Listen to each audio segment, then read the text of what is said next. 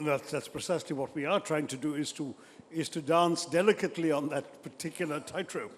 But the fact is that from a Washington point, I mean, I wrote a column some months ago recalling the who lost China debates of the 1950s and asking whether the time would come in the not too distant future when American foreign policy experts might be asking who lost India because of the way in which these developments over the summer took place. I think it's fair to say that President Trump has dialed back a bit from some of the unnecessarily contemptuous rhetoric and the unnecessarily negative language. But some of the substantive lessons learned from that episode will still give pause to people in India, as you can well understand.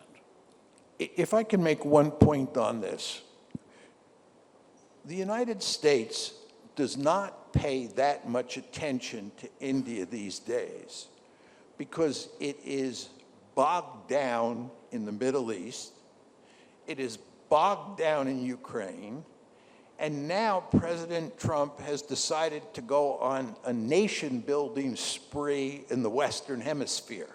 He's doing social engineering in Venezuela, he's going to do social engineering in Cuba, maybe Nicaragua. He's talking about making Canada the 51st state. He's talking about conquering Greenland. So he has this whole agenda in the Western Hemisphere. And again, you read the newspaper every morning looking to see whether we've started war against Iran. We're bogged down in the Middle East. We're bogged down in Ukraine. And of course, we have to deal with China at the same time. And President Trump is going to meet with Xi Jinping later this month.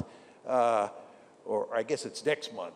But anyway, the point is we have, as we say in the United States, so many irons in the fire that we don't have that much time to focus on India.